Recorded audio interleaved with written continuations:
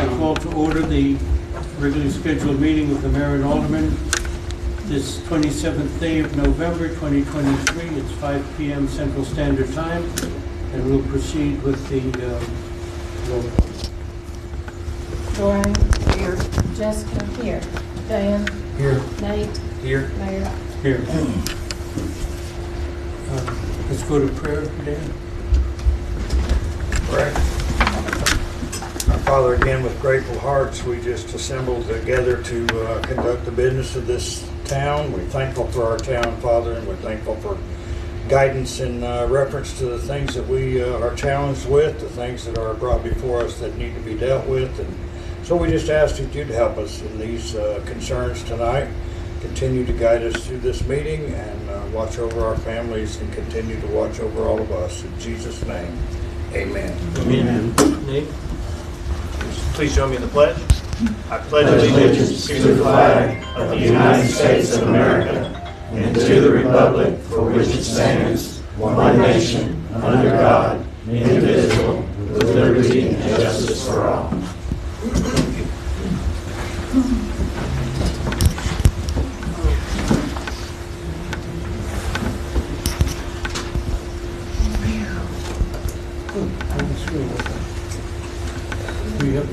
Okay, so we did that.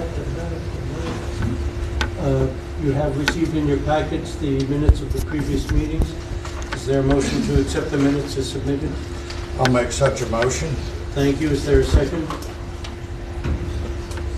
Second. Thank you. Is there any discussion or corrections on the minutes as submitted? Hearing none, seeing none, all those in favor of accepting the minutes say aye. Aye. Opposed? Thank you. The minutes are approved. Is there another second?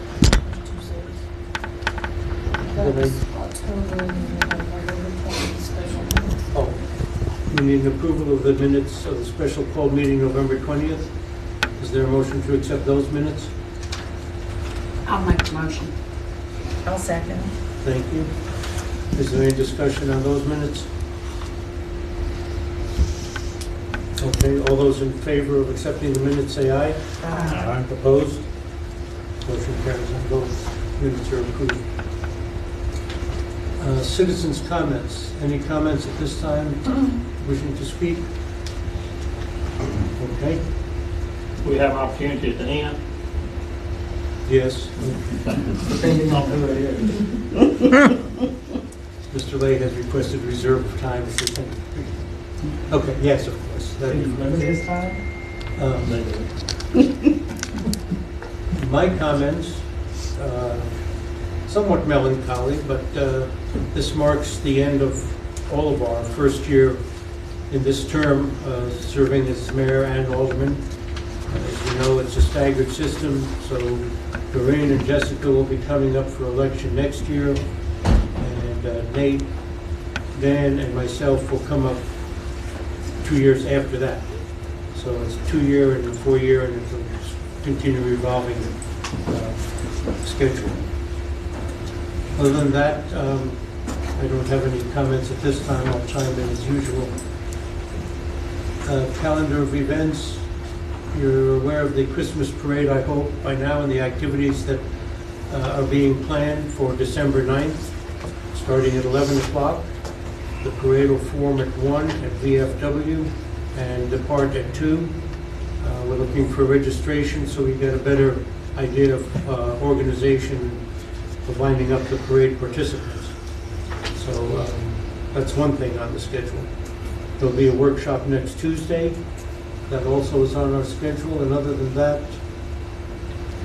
I don't know, but I hope you all had a good Thanksgiving, and there'll be a meeting before Christmas, but I wish you all a good Christmas then. Marcy? Can I just expand on December 9th? Sure. Okay. It's Christmas festival from 11 to 4. We're going to have food trucks. We're going to have vendors and craft vendors. And then we're also going to have games for family and children. We're going to have carnival games like Basketball. well, yeah, some basketball throw, darts, can toss, tic-tac-toe toss. We're gonna have some tug-of-war, face painting. So we're gonna have a whole bunch of activities for the kids and families to do. So, and then the parade, and then photos with Santa and cookies and cocoa. So it's an all-day thing from 11 to 4 at Hardin Park.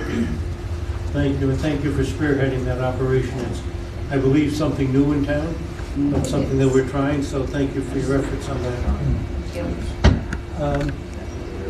That's about it for calendar events. Reports of committees. Let's start with, Hang on, for clarity, is that workshop tomorrow, or is it the? It's tomorrow. It's tomorrow night, okay, I just make sure that's what I had. yes, tomorrow night at 5. We have the meeting with the trade hands tomorrow also. That's the workshop. One and the same. Oh, okay.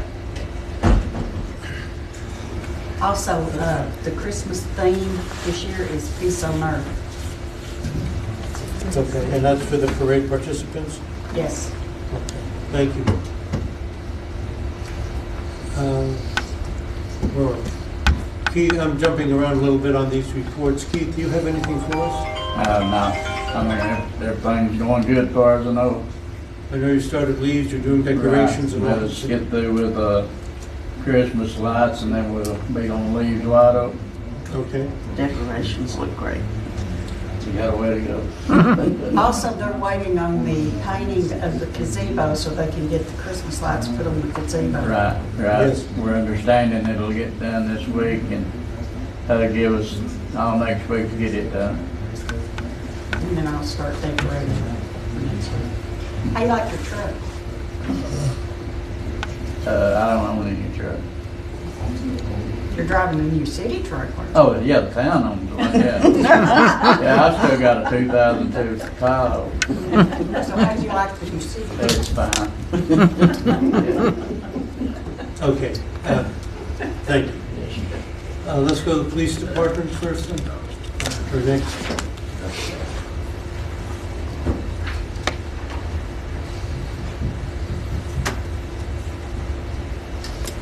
Good afternoon, guys. Good afternoon. We got it pulled up. It's a little bit different today than normal. Just going to read the stats here, and then I just got a few things to say afterwards. Public intox. We had 1 public intox. We had evading arrests. We had 2 of those.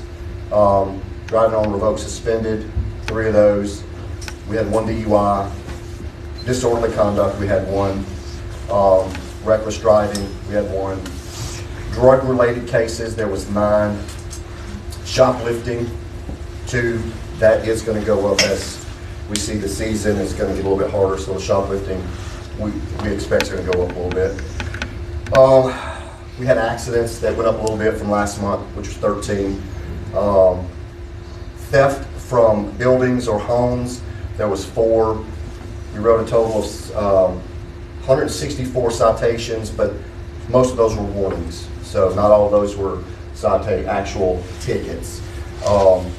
We did have 1 other crime. It was a child crime. I'm assuming all you guys seen the post. And of course, the total number of calls dispatched from the 911 center was 413. So those are the stats that we have. And I'm gonna break it down like that. And if you guys like that a little bit better, we're gonna continue going that route as opposed to the other way. Something to touch base on. This is the time of the year where you're going to swipe your cards, okay? Make sure you're diligent in looking at your bank accounts. I can tell you personally from experience as of yesterday, which I got it taken care of, so it's all good. I was hacked. Someone tried to take $400 out of my account, right?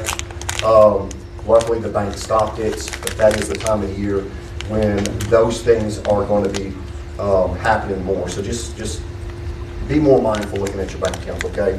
It can happen anywhere other than, that time of the year. It is colder. It's going to get colder outside. So obviously if you have animals, take care of the animals. Make sure that they're, properly heated and things of that nature. And the last thing, as I was driving around town the other day when it was quite cold and today was colder, I think, the fire department and police department you know, we get a lot of praise, which is great. We love it, and we do it because we love the job. However, I think the real people who run Monteagle never get enough credit. And that's going to be the ladies at City Hall. And that's going to be Keith and John Condra's guys. Their guys out there in the cold. I think we really need to, you know, tell them thank you a lot, because you guys are the ones out there keeping the waters on. Appreciate it. I don't have anything else. I ride you in my new truck. Duly noted. Thank you. Yeah. Any questions for the chief? Yes. Yes, would you touch on the one situation, the warning that you put on the post? Yes, so, obviously, first of all, if you've got young children, it's okay as a parent or as a guardian to say, let me look at your phone, let me look at your social media, okay? It's our job to do that, and whether or not they like it or not. Unfortunately, this individual was a grown adult posing as a young girl and getting explicit videos and photos of very, very young girls and trying to blackmail them to send them. So luckily we were able to get onto it quickly, get the right other authorities involved, and we were able to make an arrest within 3 days. So this is going to turn out to be something that's multi-state. So we're very fortunate that we were able to, you know, be in the right place at the right time. But really important, it's you know, watch what your kids are doing. It's okay. You're a parent. You're not their friend. So, but yeah, it's luckily we were able to, you know, get it taken care of quickly. And of course, the young man, he does want help. So he did see that he needed help too. So I think we got the situation before it escalated further. But yeah, that's Be aware. be aware. Yes, ma'am. Thank you. Yes, Chief, I've just had some discussions with some folks recently about homelessness and the problems that are associated with that in Monteagle. What is your assessment of the homeless population? So we do not have a large population of homeless. However, we do have a few.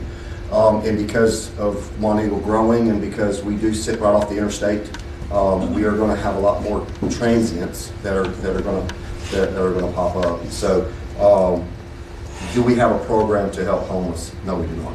We know that. Dean and I have talked about that before. You know, you want to do what you can to help as much as you possibly can do, especially when it's starting to get cold right now. We don't have an issue now, but is that probably going to be an issue in the future? Most likely. So it would be something that the town would have to get together and figure out, you know, what programs would be best suited and available for that. But yeah, gosh, it's probably back in the summer or late spring. I saw a guy sleeping on one of the park benches out along the walkway there. Yes, sir. Yes, sir, you did. Do they stay there? Does he stay there? Do We currently, to my knowledge right now, we currently don't have anyone homeless in Monteagle right now. That could change tomorrow, but currently right now we don't have anyone that I know of that's homeless right now in Monteagle. But if they were, are they allowed to sleep out along the walkway? They are. That's a touchy situation. So you as a business owner, if you don't want that person loitering there, then if you call me and say, hey, I don't want this person here, then I'm going to ask that person to move on. Okay. Now, I don't know what the ordinances are as far as loitering in Monteagle are, but I do believe we do have a loitering ordinance. We look. It's very vague. Yeah, as far as we can tell, we have pretty good soliciting Right. ordinances. So if that person were to ask for something, then there's an actionable action there. But as far as just being there, we do not have a loitering ordinance that we were able to find. I just wanted to get it straight. Yeah, yes, sir. And that's a good question. Thank you, Chief. Some people are, if you count sleeping in your car, is not homeless. I mean, And it's a good way to look at it as well, you know, it's halfway one way and then go the other way, you know, as well as, it's just gonna depend on what the actual business owner of that facility is Well, wanting to have out done. on the east end of town there, I've had several, I checked to see if they're okay. Right. And they say, no, yeah, we're okay, we just, we're parking. Yeah, and typically we don't, you know, we're not gonna run them off, Yeah. so. And then across the we- road, there's one broke down, he's been there 2 or 3 weeks. Mhm. Uh, In the van, Now it's an RV, full of trailers, they got a couple of dogs and a motorcycle, and, yep. they're on Yeah. on vacation. Mhm. Yep. Okay. Yeah, Is there so- anything else for the chief? But yeah, I understand. Okay, thank you. Okay. Fire department? You're-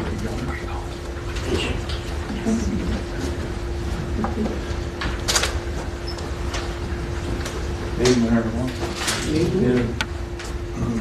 So Brindley Mountain finally has the ladder truck tour apart. That's all I know. No, they started tearing it apart. They was waiting on schematics to come from New York. They, I don't know if they was ever able to obtain the schematics for it or not, but I know the mechanics in the shops started tearing it apart and disassembling. So he's supposed to call us within a week or two and check in and do rotations and let us know how he's doing on it. Right now, the fire department's we have a grant filed through the Tennessee State Fire Marshal's Office for around $80,000 for loose equipment to outfit that new ladder truck. And we also put in and requested a 6,000 PSI 4-bottle cascade system. That's the system that fills our air packs and our air bottles. So hopefully we'll hear something on it. The current cascade, like y'all heard before, is about 26 years old, so it's time. We've been working through, I mentioned it last month, we started inventory. Now we're going in, and all the hard inventory, we're putting it into the software and the PS tracks and coming up with the inventory, trying to do just kind of what we have on hand and build a depreciative schedule for all the equipment, stuff like that. We've used about 8,000 gallons of water this month. I think AJ told John that that's about it for the fire department. We're still currently training and doing all the regular stuff we always do. Any questions on the fire Burn department? permit. Yes, so the burn permit, several asked about the burn permits. So last week before it really dry, the Grundy County side issued a burn ban.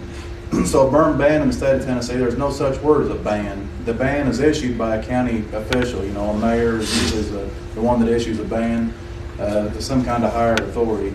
The state, you know, themselves, if they issue a burn ban, that's statewide issuance. So this was issued by a county. So Marion County didn't have a burn ban, but Grundy County did have a burn ban.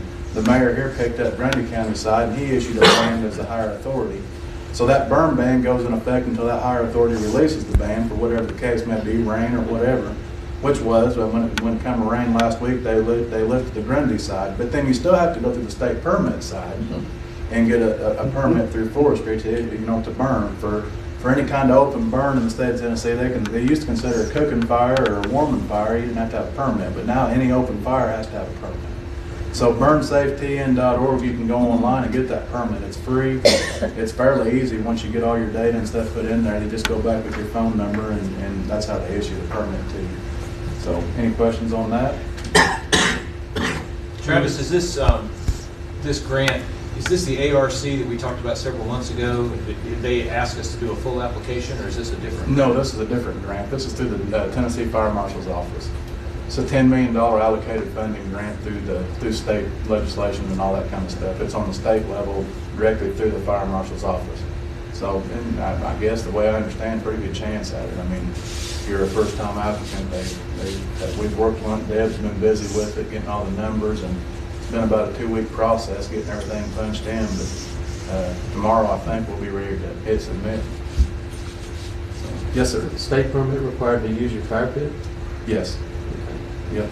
Any kind of open, and even when we was going into the ban stuff, the burn ban, so they issued that against charcoal grills. So the only grill, a cooking grill, was issued was a gas grill or a propane grill. Other than that, it was out. You was prohibited from use. So they've gotten pretty serious with it. Yeah. Any other questions for the fire department? I get asked this a lot, and I think I'm telling them right, but maybe, you know, if it is enclosed, if it is in like a Turkish fire pit, or if it's in a barrel, that is not an open fire, right? It is. It is an open Yeah, fire. even with a spark arrestor, some kind of screen over it, Didn't used to be called that, but on the state level now, any kind of flame that's open is considered open.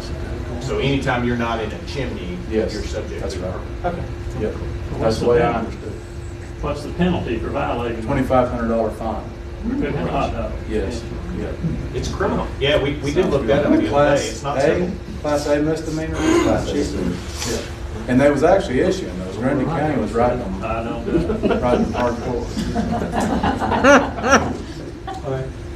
You want to do building inspection? Building inspections, we got 5 inspections performed, and so I'm at the end of my time for building inspector. This is November. I'm supposed to have all my licensings and everything done, and I'm going to announce it to the public. I'm not a licensed building inspector, but I am a building inspector at large, and we are working with another inspector to get his name on it. I talked to the state inspector today that's over everything. Everything's good with everything with me, going through it. We've actually audited, and I only had one deficiency on my audit, and that was a non-licensed inspector's name on Monteagle's paperwork. So from the files where we come from, that was a huge accomplishment from what we had come from. So there were 7 tests. I've got 4 tests submitted. I've got 3 more tests to achieve, and that's the R1, P1, and M1. That's residential, the big building, and the mechanical. So everything else, they were satisfied with the records that I'd submitted to them. So any questions on that? So I go on and carry on just like I have been with the inspector's job, but now we're going to have a kind of a PRN guy that looks at the records and signs off his name on the file. When do you think you'll get those tests taken?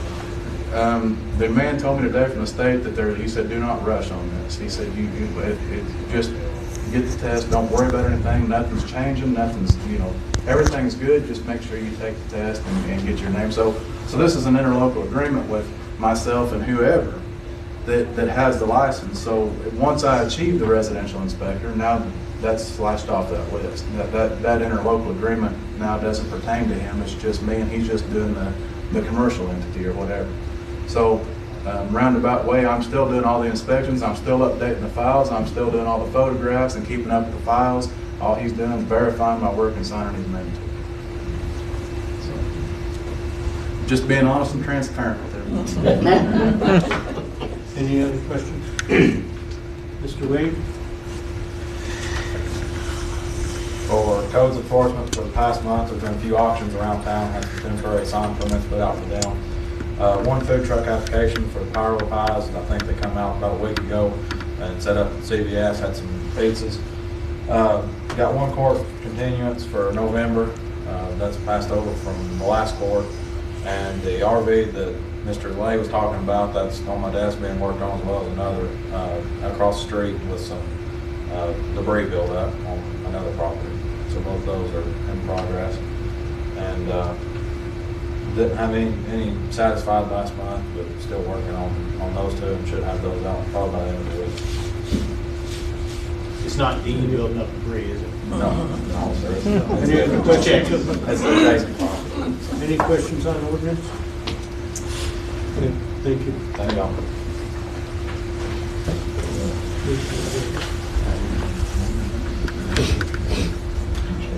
Okay, utility manager? John, Travis?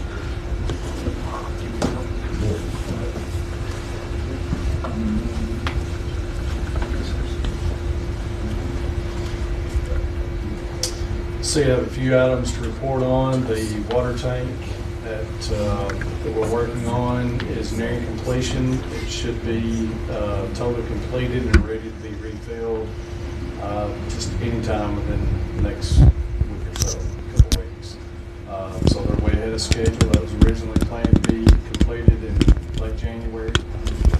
So the same crew that completed the city tank also worked on that Bubs tank. So they're familiar with what needed to happen and they're working on it. So they were able to move right to that tank and we're well ahead of schedule with that. So that's a good thing.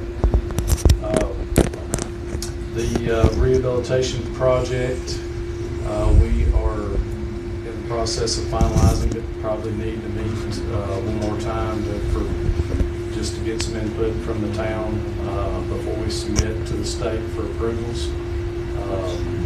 We're looking at possibly advertising for bid sometime right after the first of the year. Once all the grant approvals, because this project is tied to the ARP, American Rescue Plan, monies, and the ARC grants. And so there's some approval processes that it has to go through for both of those. So we're anticipating just after the first of the year and being able to advertise for bids on that project, which would put construction in the summer when it's dry, which is what we want, is for that to occur during the summertime. And so we have time to get that done, and that project will likely go nearly a year time period for construction on that project. One thing that I had in my notes as I was looking through here, that funding wise, so we put in an application for the town last year for an asset management and development of model and different things. A lot of those things we've completed already to date. But we put that application in because I've gotten word from TDEC folks that some of that may be eligible for grant, and it may be turned into a grant. So the town was awarded, sent an email back sometime a couple weeks ago, stating that the town is eligible for a grant, maximum grant award of $375,000 with a 25% match. So what that means is there would be roughly a $93,000 match to the $375,000. It's a short window because they are turning, what they've done is they've turned some SRF monies into ARP funds. And so they're divvying that out to some utilities and towns that applied and that have need. Monteagle meets that criteria. And so they, per their email, they want some response in November. So I don't think that we're committing to saying, yes, we're going to do it at this point, but we do need to email them back and say, yes, we're interested in proceeding. The details of that, basically, in the email, say that the required match is 25% of the maximum grant of $375,000. So that would go a long ways to helping do some things that are going to be required for the ARP monies and to get some other things done at the town needs to get done on the water and sewer side. So I think it's a good thing. Not many utilities have this opportunity. Like I said, they turned some of the SRF monies, put that into the ARP category to try to give some grant monies for that. So I would recommend, I would assume it would take some type of vote from the board to at least proceed with stating that you do or you don't want to proceed with soliciting for this loan, or this grant. So, but it would take a 25% match. But it just takes an email at this point to say, yes, we're interested, no, we're not. We're still move on to the next utility. So, And what would it be used for? You said asset management, so you've done a lot of this GIS stuff already. Do we get reimbursed for that, or this is additional work? no, there's additional work that would be, so we've done some modeling, we've done all the mapping for the water, sewer, and stormwater, but there is a requirement from ARP that you'll have to do by 2026 to complete an asset management plan. That's a requirement for all utilities who take in the ARP funds. That fits in this category, and there's also some things on the planning side, that master planning and other things that the town needs to do and is talked about doing, and that gives, I think that covers that. And so that would allow you some grant monies to do some things with some free money. And so it would fit in this category. So so is that like a capital replacement plan? It would, yes, it would be a CIP project. So we do capital, and I'm just trying to figure out what it is we would be spending this $93,000 on. Well, I think there's some options. I guess is what I'm saying is there's a long list of things that the town needs to do. And so you got some money to do some of those things. I don't know that the decision has to be made tonight as to what you're going to spend it on, because I think you've got several items, one of which is required. The asset management plan that has to be turned in is a requirement. That's one of them, but that's not going to take that entire amount. So you're going to have some monies left over that you can do some other things with. In the end, worst case is you leave money on the table. If you don't want to use that grant, you don't want to use the monies to do the asset management plan and nothing else, then you're only matching the money that you take. So if you only used 100%, $50,000 of the grant, then you have to match 25% of that. But you have a grant up to $375,000. So When do we have to make this decision by? they just need an email saying that the town is interested in November. Their exact wording is, SWIG, in collaboration with the State Revolving Fund SRF program, is notifying eligible entities regarding the 2022 priority ranking list. The AMP grant asset management plan will be available in November 2023. You had an AMP project listed on the 2022 priority ranking list and are eligible to participate in the funding opportunity. This will be a closed solicitation process, which means they only invited so many utilities had the opportunity.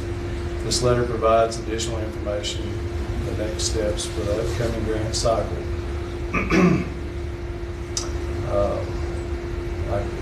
I think they forwarded it to the town, but I'm just reading a portion of it. I won't read the entire thing.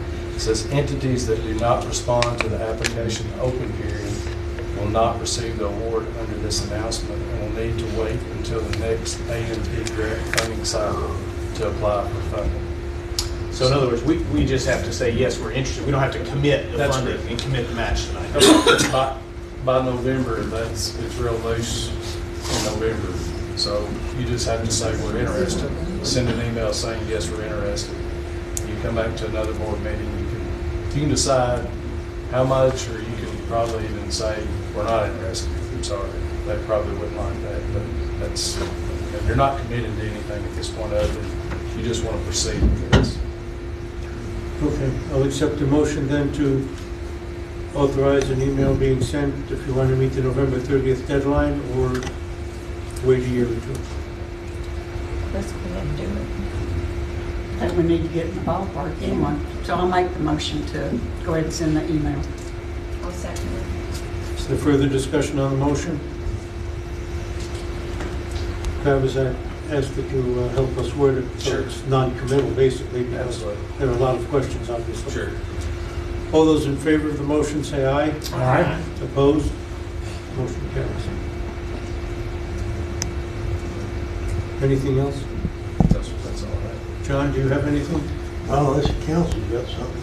I don't have any of that. Do we need to be thinking about lake at all as we think about refilling the tank? Is that, No. I know the lake's not that low. Would you, okay. Yeah. You have to fill it. Well, do we want to fill it more Tracy water or Monteagle water? It doesn't sound like it matters. I was just asking. Yeah. Anything else? John, nothing? No. Okay. Any other questions for John or Travis? Thank you, gentlemen. Parks and Recreation? Doreen or Jessica, any comments? No, we're meeting Friday. Yeah, we'll have a meeting December the 1st at 4 at Tower Bank, discussing the ball program and pickleball possibly. So if anybody's interested in coming to that, please do, because we need all the help we can get.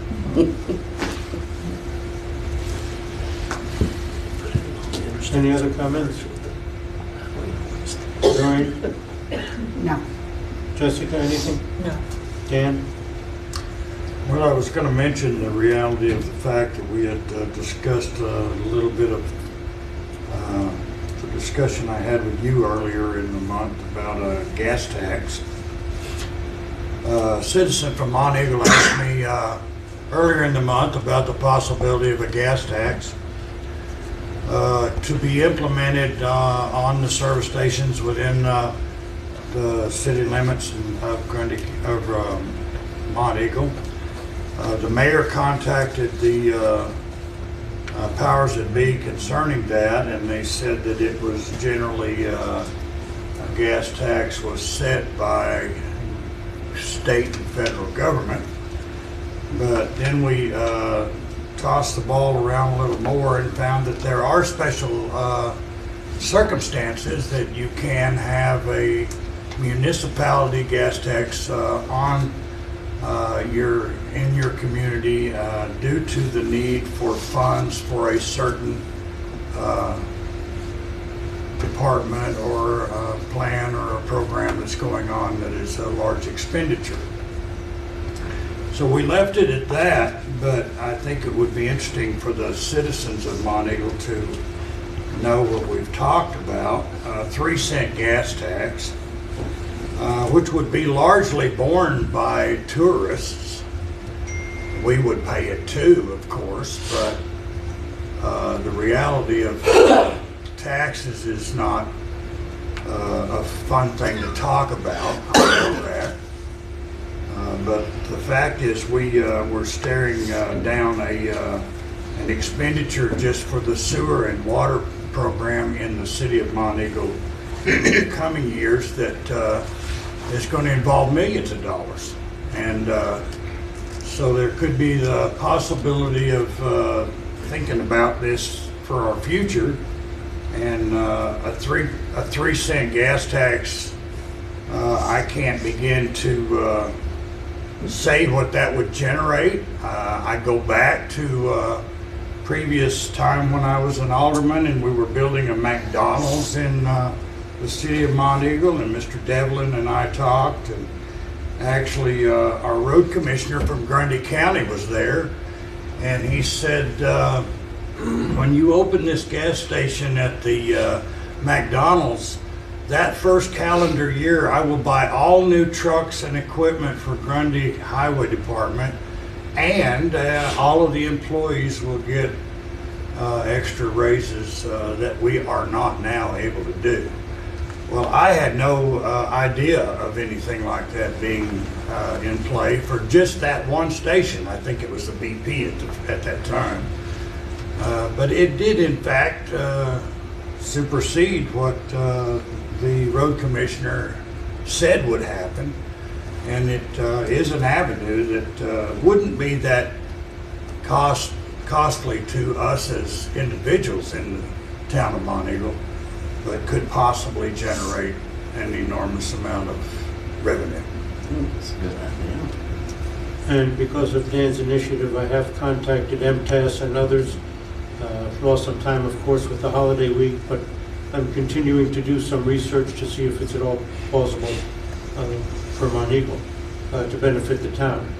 We understand the federal and state governments have their issues, but we have ours that we're looking at. So, as Dan knows and others, I guess, continuing that research before we make any firm statements or decisions. So, thank you for that. Martha Ann, you ready?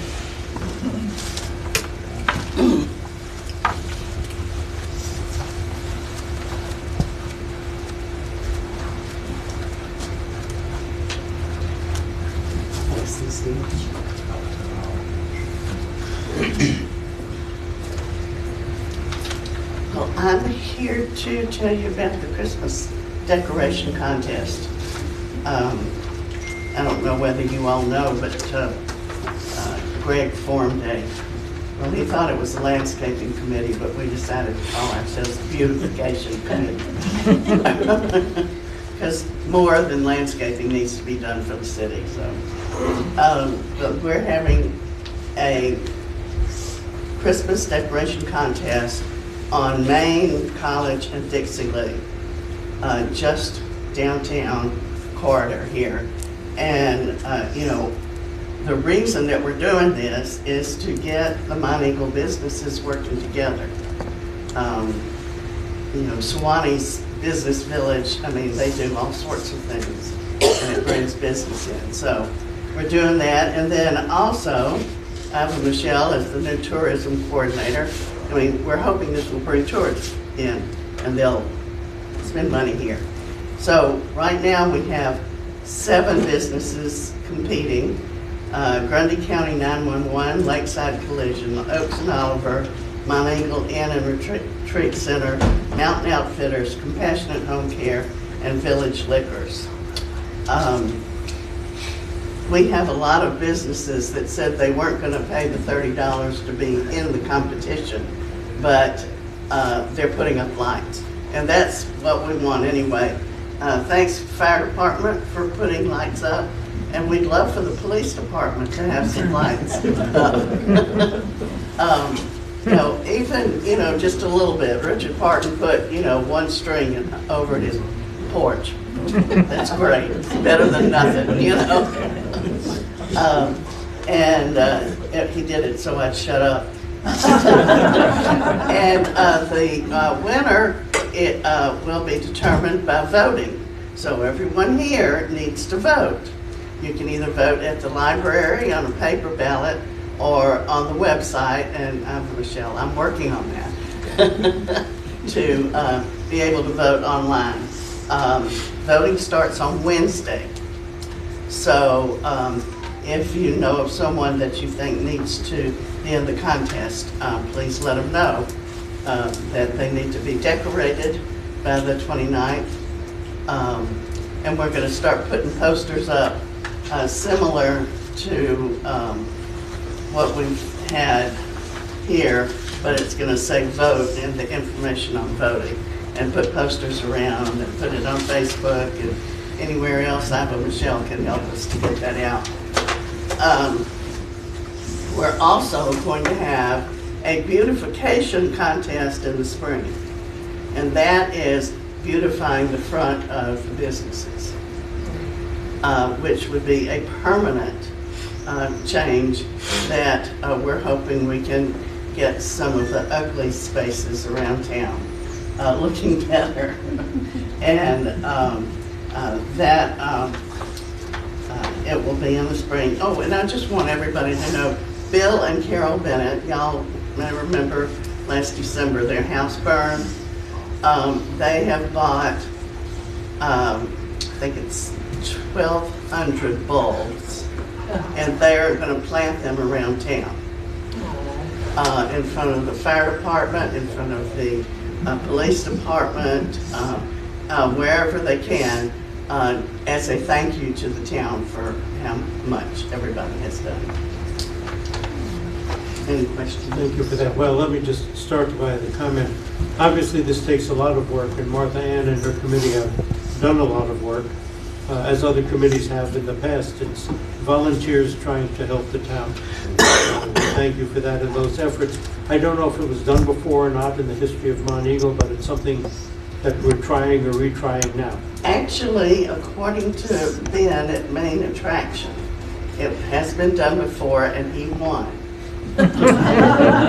So he said he put up lights, but he's not going to pay the $30 fee. And one other thing, if you haven't bought a brick, we're selling bricks to help the library and community center to look nicer. It's pretty drab out front.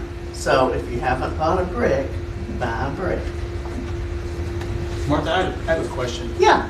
The spring beautification that you're going to be doing next, do we have suggestions? Are we trying to make it homogeneous, or do we people just do whatever they want to do? No. At this point, because of the architectural group, we don't want to do anything other than make it look better. Okay. Until we can get some suggestions on what needs to be done. That's good. This is an ongoing project. Hopefully will be developed, and thank you. And we could use more members of the committee if anybody wants to join us.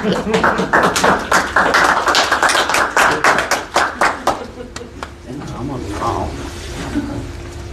Okay, under old business, we have a second reading of ordinance 23-23, which is a zoning change for the Monteagle Sunday School Assembly. You have that in your packets. Are there any, we had a public hearing, there were no comments this evening. Are there any is there a motion to accept on the second reading ordinance number 23-23? I will make a motion on the second reading to pass ordinance number 2023, zoning changes to Monteagle Sunday School Assembly. That's 23-23, right. 23-23. Is there a second to that motion? Second. Is there any discussion on the motion? Do we need to vote? Well, I would put it up for everybody to see, but I don't seem to have it. I've got the next one. Okay. Therefore, all those in favor of approving on the second reading ordinance number 23-23, say aye. Aye. Opposed? That ordinance is approved. We're now at a second reading 24-23, which has discussed employee raises. We're at the second reading for that. Is there a motion to accept that on the second reading?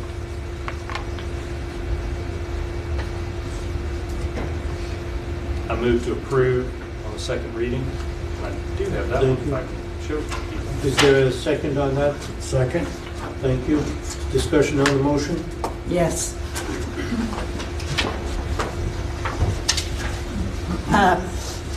Back in September, we wanted to give a cost of living raise, and we were told we didn't have the money to do it, so we opted to give extra bonus days with pay. That didn't help put bread on the table, so we wanted and we promised to revisit the raise situation. Now it seems that 2 months later, the CPA has found money for employee raises, but yet only 50% of our employees are going to get those raises. I have a problem with that. Our police department will be getting a raise, understandable. All the office personnel will be getting raises, so that only leaves our city workers. All of this information is public record if anybody's curious enough to find out. And I wanted to ask Keith, but I'll ask John. Were you consulted with, or do you approve these raises for your workers? I wasn't consulted, I don't know what to get. Okay. I was informed that I'm only one vote on this council, and I know that my vote will be useless. But unless this raise goes across the board, I will not agree to it. Because nobody in this city is more important than anybody else. Nobody can come in here and run the computers in the office no more than they can go out there and wear a gun. They can't go out here and fix a water leak at 3 o'clock in the morning in the snow and the rain and the ice any more than anybody else can. I will not approve this raise, and that's my opinion. That's it. Some of y'all, this is not being said whether this is a cost of living raise or a merit raise, but if it's a cost of living raise, some of you are eating better bread than the rest of you. That's all I can say. I will not agree to it. Any other discussion on the motion? I'm opposed to this raise based on the fact that the department heads were not consulted about the raise for their employees. It was determined on an administrative level. Yeah, we were told that the department heads were consulted and that these raises were based on conversations about performance and needs in the department. Is that not what happened? I wasn't consulted. Not there. In water and sewer, as you know, it's a separate fund, and I had spoken to them, and for various reasons which we had discussed in the past, there was no raises in certain areas. And if we have to move to executive session to discuss that, we can, but I think we have aired all of that. I think that those that are getting raises are trying to get to a level playing field, and it would be reviewed again for the next upcoming budget. But there are some that are really underpaid compared to some of the others in that same department that are getting some kind of wage more than what others are getting. So we're only trying to get to a level playing field, all of which was discussed in previous sessions. So, is there any other comment or discussion on the motion? So are we putting a ceiling on pay raises? Putting in the ceiling. Well, you're saying some have been, some are pretty much at their limit. Well, for this fiscal year, yes, as I'm saying, we're trying to get everyone on some kind of playing field, and then it'll be reviewed, and I think we've discussed other possibilities that are coming up in an upcoming fiscal year. So I think this is a stopgap for just 6 months, quite frankly, to get everyone eating a loaf of bread instead of some. And there's no need to go into that as far as rates and everything right now, but all we're trying to do is bring up some folks that had not been in the past. Well, this was brought up as a way to increase the base salary for the police force because the police need more money and we were having problems with attrition. And so, last month we talked about it in the meeting that we wanted to have some documentation of what was happening. I had understood from the workshop when we discussed this that the raises that were outside of the police department were related to performance that had been done in consultation with supervisors. That was a part of it, but as I sent out a recent email, it was also to come to a level playing field to bring those rates up for those that needed an increase. But to come close to the others that were already having a larger number. Is this a cost of living raise? Is what? Is this a cost of living raise that we promised these people back in September? No, I wouldn't call it a cost of living raise as far as the government posts their rates, no. As I say, it was only a stopgap to get us to the next fiscal to try to bring people up to some kind of market.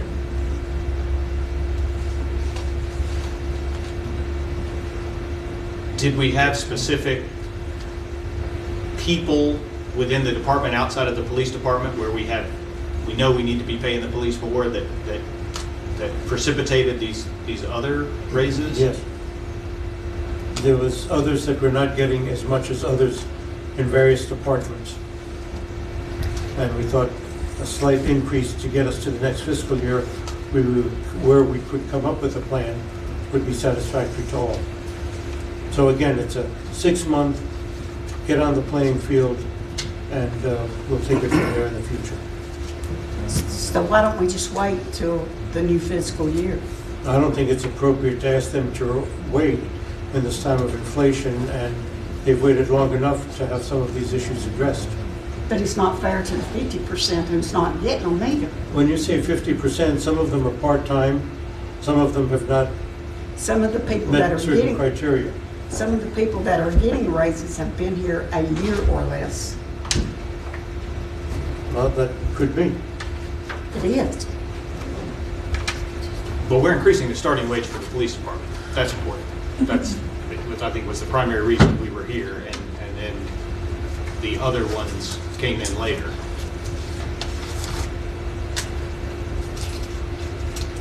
And I had asked last month that we just make it a straight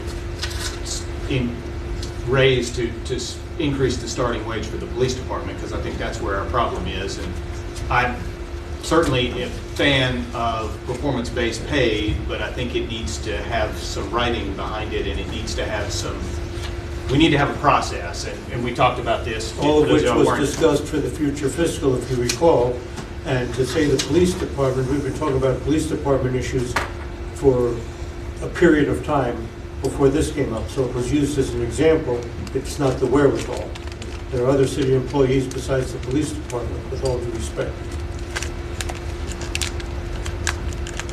But it sounds like our water and sewer department director was not consulted in who in his department would get raises and who wouldn't. That seems like a problem. Well, no, because for various reasons that we don't need to discuss now, that wasn't an issue. Was Keith consulted? I asked Keith about some of the folks that work with him. So did he approve it? No, he just gave me his input. It wasn't a question of approval. What everyone wanted was to bring people up to a level playing field. That's all we're doing now for 6 months. Well, I don't feel like we're doing that, so I'm going to vote no on it. Okay. Then let's have a roll Okay. call vote. So Doreen is no. Jessica? I'm a no. Dan? Yes. Nate? I'm gonna vote no. Larry? Yes.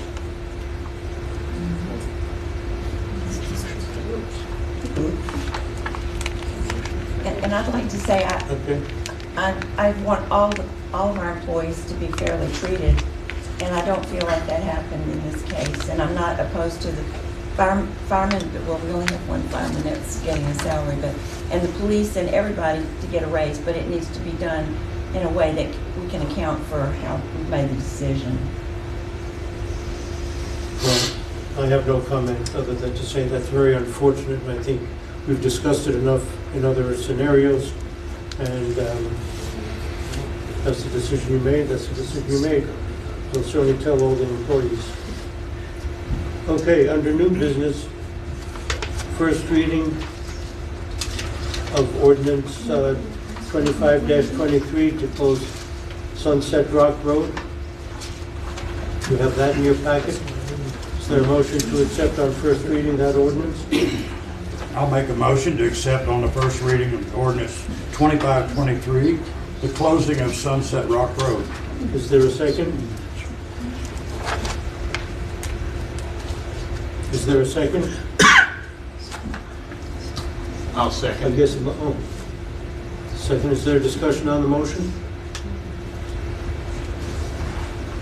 Yeah, I had heard from a couple of people in my neighborhood, of course, I live over there nearby, and one of the things that I have heard from several folks is that they enjoy walking and going out in that direction.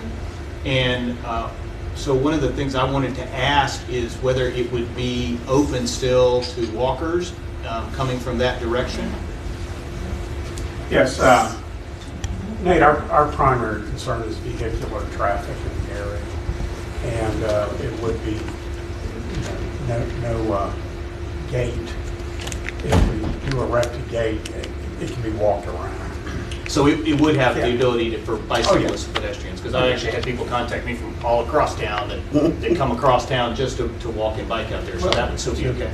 Yeah. Okay. But the primary reason for this is, now that we have acquired the land, all the land surrounding, we are enriching our offerings to particularly the children to get them into the forest. And we don't want to invite kids to go out and walk and bike up and down the road and have a lot of vehicular traffic out there.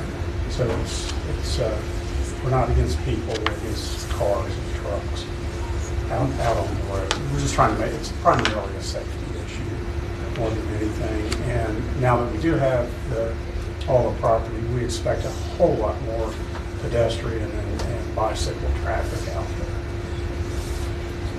But it will be open to pretty much the public if they want to walk. I'm sure if you want to walk out there, if they're driving from across the county, we've asked that you just make the entrance through the front gate, and then there'll be parking available if they want to park out there. But if people just want to walk from the neighborhoods and bike to the neighborhoods, they can access it the way we always have along Sunset Bluff, or are you going to ask? No, walking. I mean, no, we're not blocking the pedestrian access. Okay. Dean? Shouldn't there be a dedication of some language in this ordinance to preserve that for future years, where 20 years down the road, nobody can remember this meeting? And certainly, I'm not opposed to that. I think the Assembly Ground's doing a great thing by preserving the bluff lines and doing what they need to do for their property. They bought it, and I believe property owners have those rights to preserve it. But the city street part goes back since 1962, I presume, whenever it was made a city street, and the city's maintained it, and it's I guess, considered an asset in a bookkeeping sense, isn't it? As far as, And the liability. yes, yes. And, you know, there's been maintenance on it, and I'm not opposed to that. But I think the trade-off would be to the public, citizens, is we have abandoned this. It goes back to the adjoining property owners, which in this case is Monteagle Sunday School Assembly. And there's a dedication or language in the ordinance that the public has a right to walk on it, or whatever language you put in it. But if you don't, at some point in time, it could very well come up that the assembly changes their mind, or what, you know, it may not be this way in 20 years, or 2 years, or 20 months. And the other option the city has in abandoning city property is to abandon it or declare it surplus. And I'm not a favor of declaring it surplus and selling it to somebody. But I can't imagine why you wouldn't put language in there to protect the right of people to walk on it. Well, I'm not sure that we could agree to that in perpetuity, because if it's a blanket, everybody needs to use it. What if people are, we're going to deny people who are using it for nefarious purposes. And that has happened along the road and on our property in the past, thankfully not a lot. But, you know, it seems like it would be very difficult to parcel out. We're going to let everybody unless you misbehave, and then do we need to declare what the misbehavior is? I think you should have the right to ban somebody from being on it if they're doing illegal acts or immoral or whatever. But you know, if you start out telling people, oh, you're more than welcome to walk on it, and then that goes away, right now we have the right to drive on it. Of course, I don't think technically we can go to the bluff, can we? Well, it's everything off of Sunset Rock Road is private property, Right. and so posted. Yeah. And we haven't, except for people involved in illegal activities, we haven't ever arrested anyone who was out pleasure walking to see the bluff or walking through the woods. Now, years ago, during the postcard era, there were a lot of postcards of Sunset Rock and Warren's Point. It says on the postcards, and as there were many public places for lots and lots of visitors to go to, and I'm not advocating anything like that. I'm just talking about the people that live over in the neighborhood and want to walk wherever they've been walking to in the past. And that the same. I mean, that's the same goes for the entire assembly campus. The 100+ acres that's fenced in. We have dozens of people, probably every nice day, who are walking their dog or strolling their babies or riding their bikes or running through, jogging through there. They'll run down the Main Street, College Street trail, and they'll come in and then loop back around. I mean, I bow to the will of the alderman, but to me it seems like I'm not sure that it would need to be carefully worded before the assembly could agree that we're going to let everybody come unless you fit one of these categories. Yeah, I think it gets complicated because I think Warren Point and Sunset Bluff are both private property and have been private property. So to try to push really hard to codify public access to the road runs the risk of wearing out our welcome with the folks who've been so gracious to let the public walk on their trails and out to Sunset Bluff for years. I just want to be on record to say that that's still okay. I don't know how far we could push it or want to push it, other than being good neighbors. I would just. Did you recognize Ty? Ty, go ahead. I'm sorry. I appreciate what we're trying to do to preserve the access for some people in the neighborhood, and I appreciate I live in that area also. I appreciate the assembly being gracious. Me and my family have walked out that way numerous times and enjoyed it. But however, I also recognize the fact that if you own that property, which you do now on both sides, and I don't think the town of Monteagle, I applaud the town of Monteagle in decreasing the number of roads that you have to maintain, because I think it's a big challenge in front of you.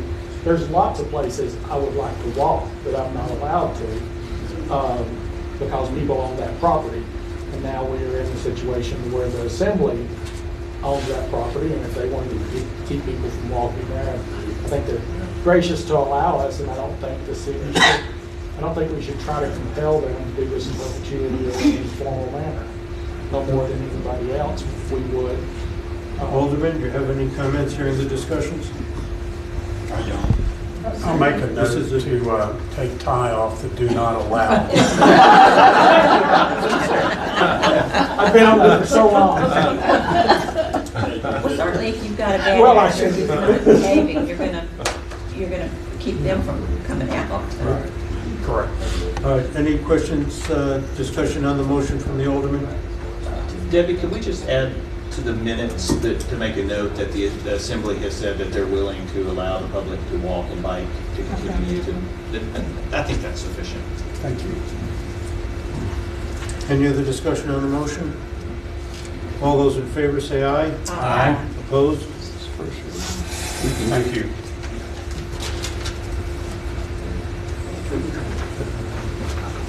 Next is the first reading of ordinance 26-23, which is the rezoning of DeBose from an institutional to a C2. Is there a motion to accept?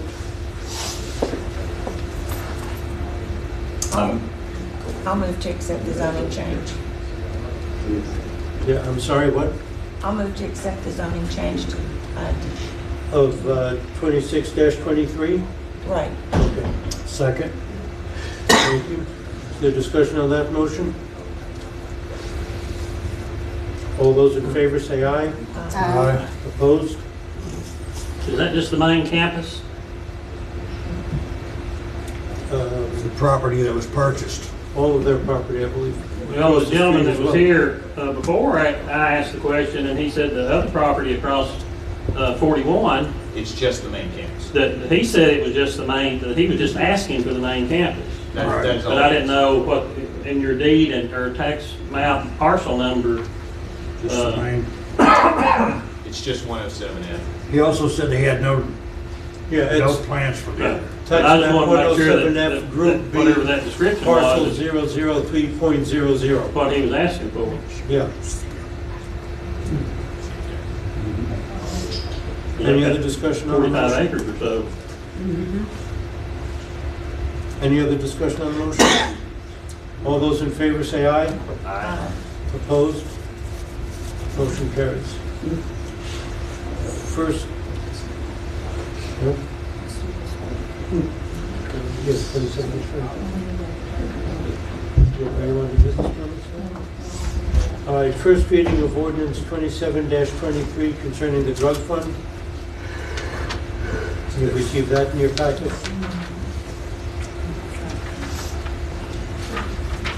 I'll make a motion that we accept on the first reading of ordinance 2723 drug fund. Thank you. Is there a second? Second. Thank you. Is there discussion on the motion? I'm kind of Hold up. late on this one. There's 2 increases on it. I would have thought one of them would also be a deficit.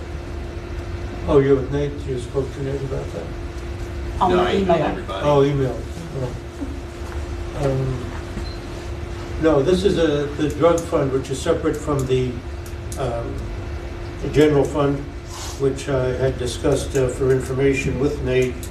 And in talking to the accountant, this is what has to be done because there are no line items in the drug fund. We don't know the amount to be forfeited, and we don't know any expenses with any line items. So the way it's submitted is correct.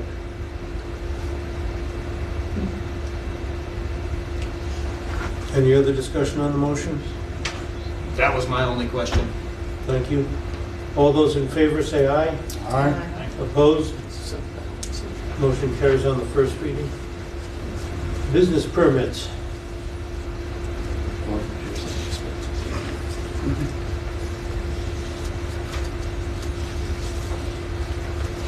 First business permit is submitted by Mr. Dean Lay for auto truck detail and auto and diesel repair. Would you like to address that? And you have. There I have it. So, it's the business. Little key stop out there, The what? 800 Dixie Lee Avenue. The building. So we need a motion to accept. Okay, need a motion to accept the business permit application from Dean Lay about auto and diesel repair at 800 Dixie Lee Avenue in the town of Monteagle, Tennessee. No fuel sales, it's not none of that, just repair shop. Oh, I was just reading from Yeah, that. I was just making sure, Okay. yeah, that it's not a TA or anything. No, you're the Transit Authority? No.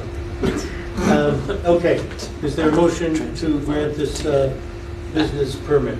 I'll make a motion to accept ordinance number 17-23 on first reading.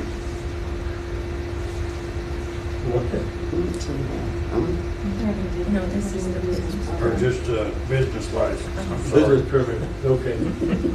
27, 23 we did. Business permits, is there a motion to Business accept? permit, yes. Is that your motion? I'll make a motion to accept the business permit, yes. Is there a second? I'll second. Is there discussion on the motion? Is it zoned correctly? As far as I know, am I? That's And the what other the- thing you need to do is The ordinance says. subject to my certificate of occupancy. We're not finished up, we'll be in the next week or two, hopefully, and I'm afraid I would be done before the December meeting, so I'm not asking for it to be issued until the certificate of occupancy is issued. Thank you, I And appreciate that. they're finishing up the wiring, they're supposed to pour concrete today, and they didn't, so they're supposed to pour concrete tomorrow. And it's contingent on the certificate of occupancy being issued. So we passed an ordinance. Well, wait, let's amend the motion. Dan, will you amend it to be subject to issuing of the certificate of occupancy? I will amend the motion to be issued at the time of occupancy granted. And Nate, did you second the motion? I did, and I'll second again. Okay. So that has been duly noted. Nate? So we passed ordinance 17-23 several months ago. That's what I was referring to. September 25th, 2023, that requires special exemption approval by the Board of Zoning Appeals for truck service facilities, fueling stations, parking areas, and truck stops. So I think you're going to have to go to the BZA for approval because it's a truck service facility. Well, it's also automobile, any diesel, there's as many diesel pickups as there are in automobiles, and it's, I mean, the building's been there since 1977 with various of those businesses. I don't understand why I've got to go before the Board of Zoning Appeals for a mechanic shop. It's a truck service facility in your application, isn't it? I'm just going on. No. What is it Auto diesel repair. Just And not auto and truck detail. Well, detail is, Clean up yeah, shop. pass that down so we can see it. Sorry, I couldn't pull both of them up at the same Oh, it's in the time. packet? Well, then that's our copy, it's in the packet.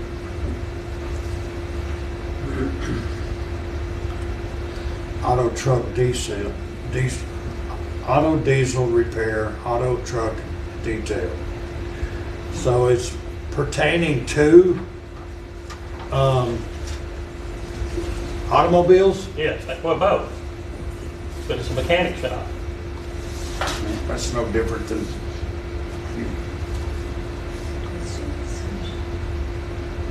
you're not going to be in competition with the truck repair shop in town. Well, I mean, what are you saying, an 18-wheeler? Right, A right. straight- I That's mean, what I'm saying. anything diesel minor, you know, it is, We're not going to be towing tractor trailers in for you to repair. no, I'm not. Okay. No. Okay. That will take you out of the BZA consideration. Are you hiring anybody that's going to be working on it? It's kind of, I don't want to be deceptive on that, but No. you don't know what the market is going to be Right. in the free market enterprise. It's Right. not, it's nothing that hasn't been there before and really stopped because of the reconstruction of the building, and the front part was changed. Got a building permit, it was on the building permit what it was for. And I talked to y'all before about different things. It could be storage back there, but it seems like the market on climate control storage is pretty well, there's not a high demand for that. And I've got opportunity to go this other route now. And with the economy, you kind of just have to go with what people want. You can open up something out there that nobody wants, and y'all can say, well, oh yeah, that's we allow that. But Dean, in the last 2 years, you've got enough business license out there, you can just pick through anything you want to do. Anything that the motion hits at Well, any I've got time. one down here that I put on there, purposed everything, and it was passed. So pardon us for trying to tighten the ship a little bit. But it's always my ship you're wanting to tighten. It ain't nobody else. I know it feels that way sometimes. So I think we need some clarity. Can I get the Yeah. application back for records? It's auto, it says auto. I have a question. Sure. I don't remember the last time I drove behind a car on the road that was a diesel car.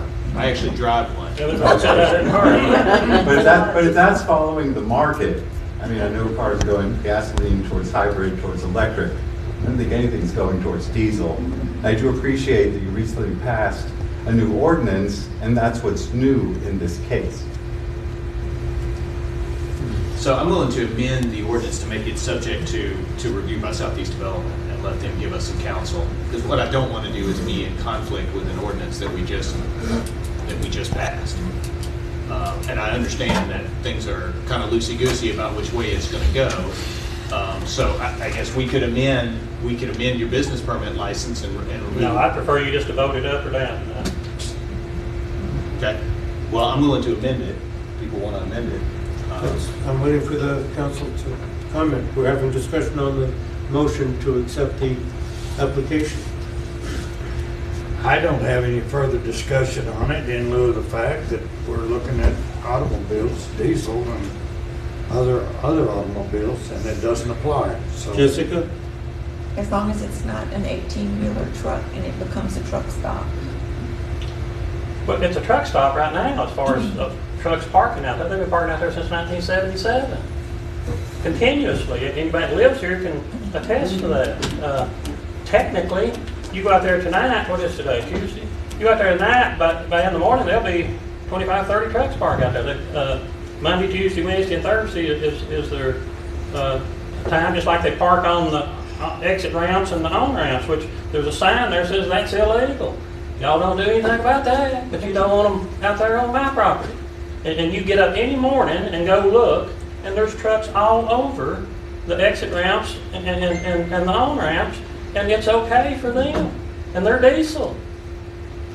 But you're not going to be servicing them. They'll park there, but you're not encouraging them to come and get service there. We're not selling fuel or any of that, but if I have road services that come out there and work on them out there right now. They're just not my employees. There's Southern Tire Mart came out. They're out there 1 or 2 times a day. R&R is out there. There's a company out of Chattanooga. They come out there and pull on that lot and work on vehicles. And I'm not concerned about that. What I'm concerned about is that we follow the ordinances that we pass. So I don't have. Well, if you follow the ordinance you passed, they're not supposed to come on that property out there and work on that truck.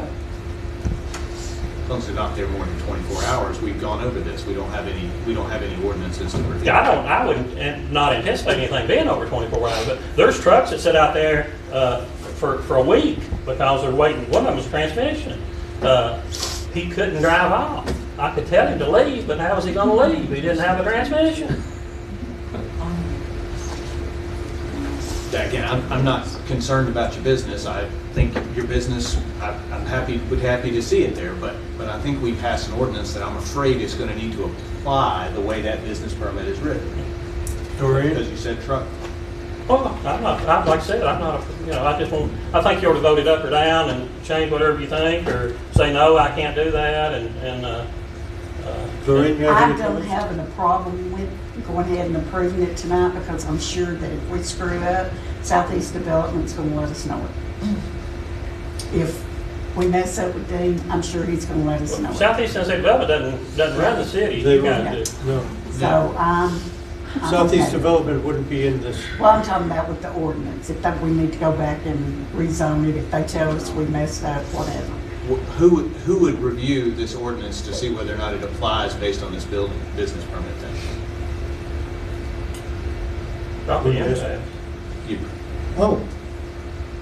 I guess we'd have to go back to either the attorney or Southeast Tennessee Development. Well, that's what I was suggesting we do, is simply approve it subject to certificate of occupancy and subject to a review by Southeastern Development to see whether it conforms to ordinance -17-23, which we just passed 2 months ago. So I think we need to have it fresh in our brains. Can we approve it with knowing that they will go back and look at it That's and what- approve it? That's what I just mean, suggested. can we tell him tonight he's approved? Well, we were already going to make it subject to a certificate of occupancy, and so I would make the motion There's a that we motion amend on the that. floor and a second, Yeah, and that's a what, vote in place, so so if there's a we either motion. vote on it or we don't. So you need to call for a vote. Dan is right, we have to dispose of the motion on the floor, and if there's another motion, we can entertain that. Okay.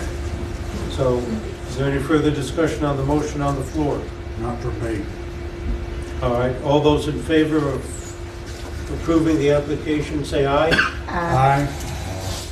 Those opposed? No. You all said no. The what? You all said no. Nate and Jessica. So what do we have, a 2-2? Oh, well, if it's 2-2 and I'm supposed to break the tie, I don't personally see the conflict, so I would vote in favor I don't of either. the application. Thank you. Are there any other business permits?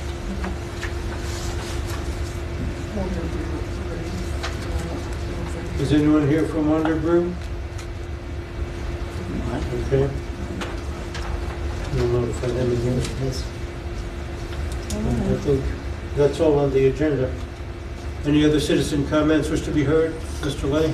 Yes, I got a question about streetlights. I talked to Nate the other night after I guess that was a special call meeting or whatever it was. There's over on North Bluff, 374 and 411, there's currently streetlights there. They're non-operational. And I think, Nate, you can give us the facts on whether that's a street light, those are street lights or not street lights or whatever. And I think you told me that you did not have those cut off. I did not have those cut off.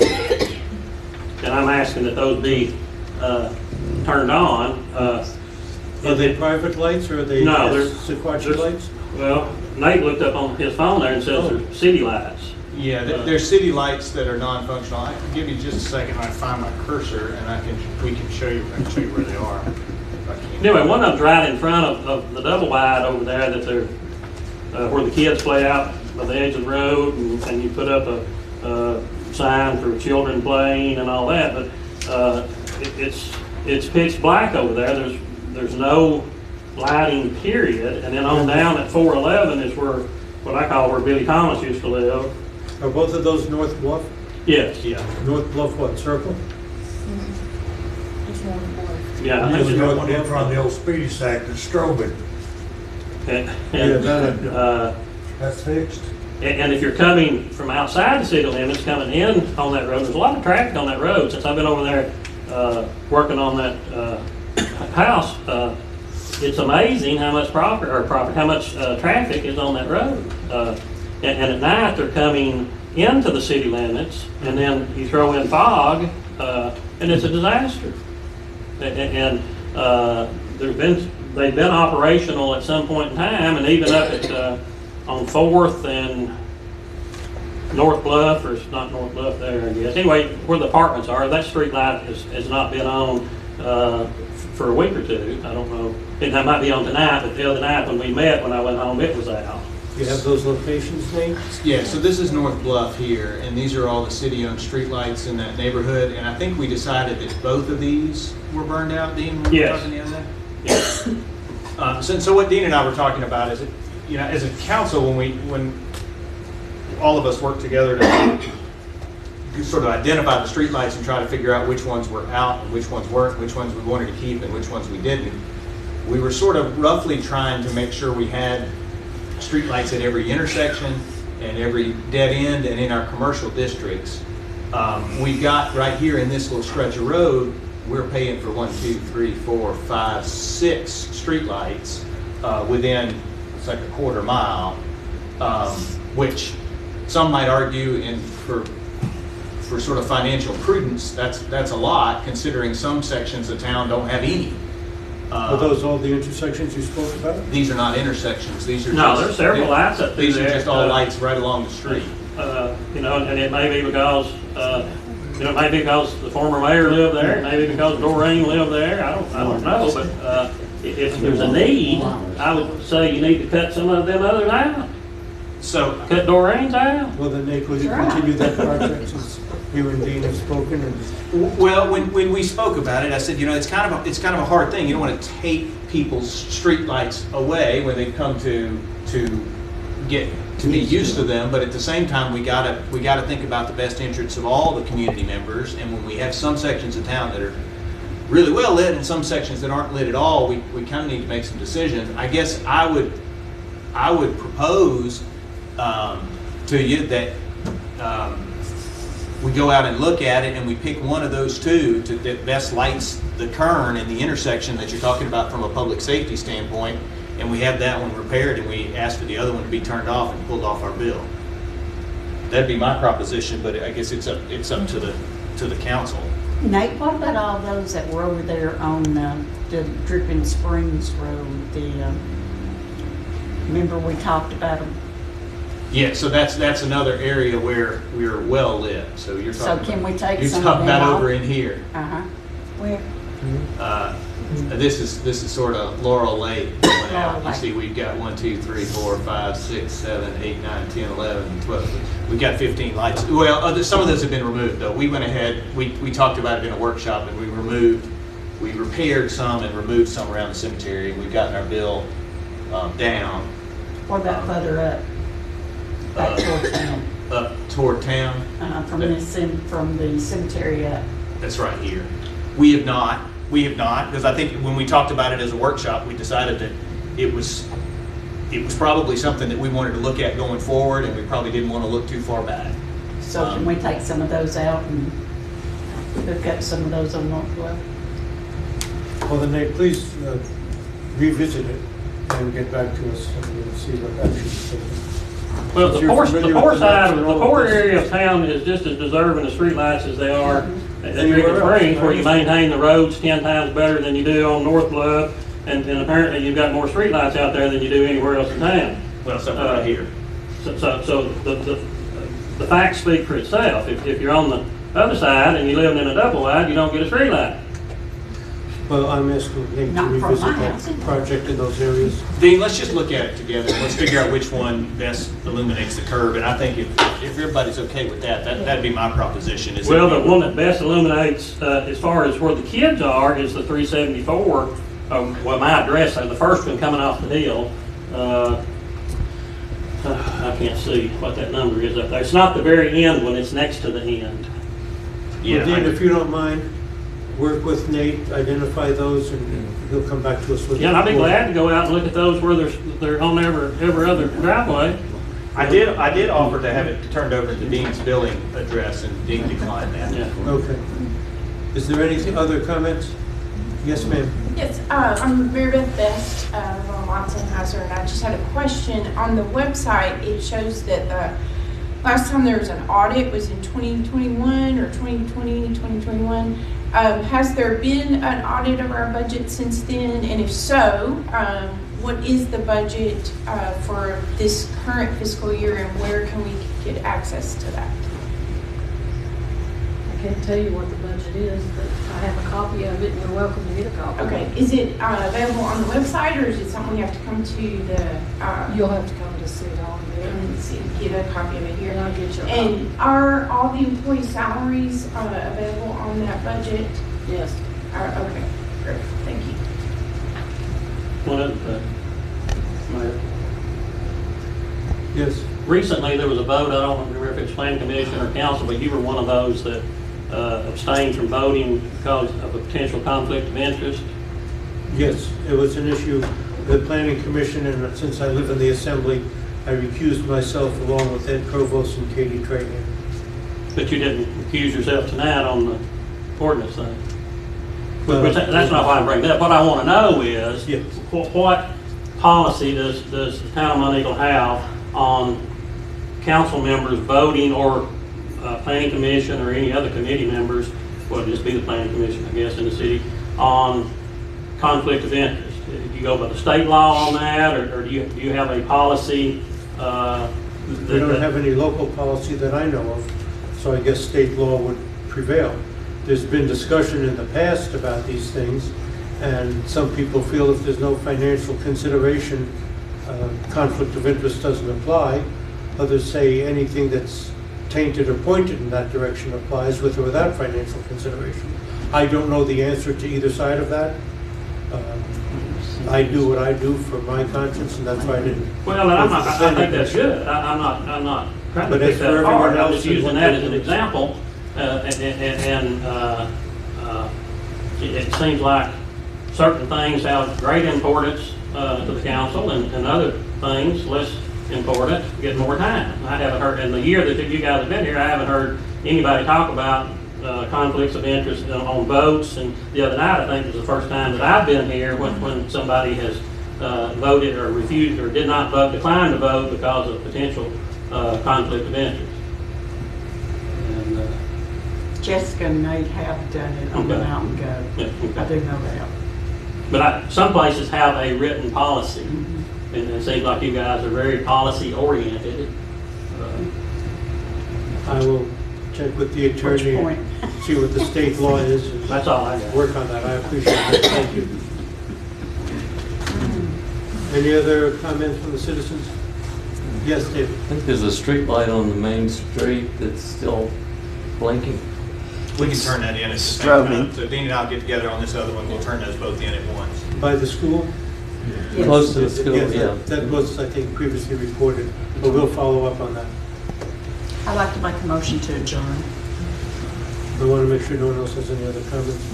Any comments from the citizens? I want to thank the utility guys for putting more reflectors on Laurel Lake. We had that last fog, and they really helped. Thank you. Is there a motion to adjourn? Yes, I make that motion. Is there a second? Second. All those in favor say aye. Aye. Opposed? We are adjourned.